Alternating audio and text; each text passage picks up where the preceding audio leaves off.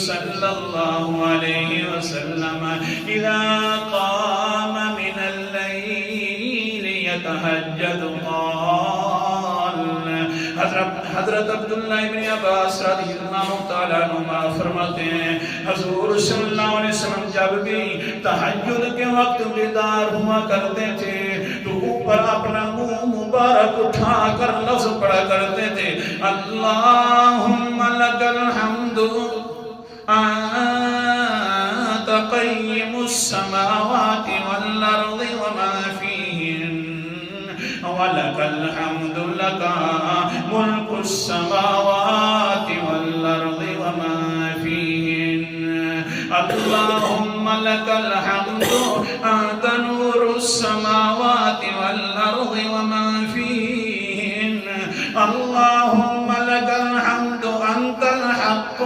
وقولك الحق ووعدك الحق ولقاؤك الحق الجنة حق والنار حق والنبيون حق ومحمد صلى الله عليه وسلم حق والنار والصراط حق لهما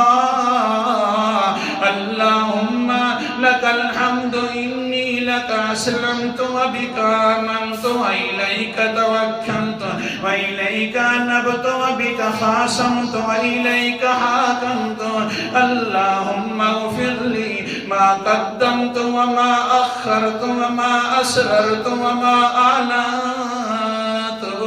اللهم لك الحمد أنت المقدم والمؤخر لا إله اللہ سبحان اللہ کیا فرماتے ہیں اللہ جی آسمانوں کو کھڑا کرنے والا قائم کرنے والا تو ایک ہی کلی ذات ہے زمینوں کے اندر پھر نظام چلانے والا بھی تو ایک اللہ ہے یا اللہ ساری قدرتیں تیری ہیں اللہ کا ملک السماوات والارض یا اللہ آسمان و زمینوں کی بادشاہت بھی تیرے پاس ہے ان کے اندر جو زمین کے اندر بادشاہ پھر ہے وہ بھی یا اللہ تیرے پاس ہیں تو ہی نے ان کو بنائے یا اللہ آسمان و زمین منور ہے تو تیرے نور سے منور ہے اللہ جی کون کون سی بات کروں بلکہ آسمانوں کے اوپر اگر جنت ہے تو وہ بھی حق ہے زمینوں کے نیچے جہنم ہے تو وہ بھی حق ہے تیری بات بھی حق ہے تیرے وعدے بھی حق ہے تیری ملاقات بھی حق ہے سارے نبی بھی حق ہے محمد صلی اللہ علیہ وسلم بھی حق ہے اللہ اکبر کبیرہ کبھی بعد میں اس حدیث کا میں نے ٹائم بڑا کم ہے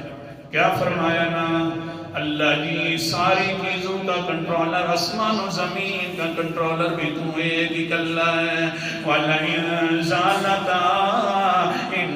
تھوڑا سا سوچو تو صحیح پیغمبر اٹھے اور یہ الفاظ کی زبان پر تو کیا ماحول ہوتا ہے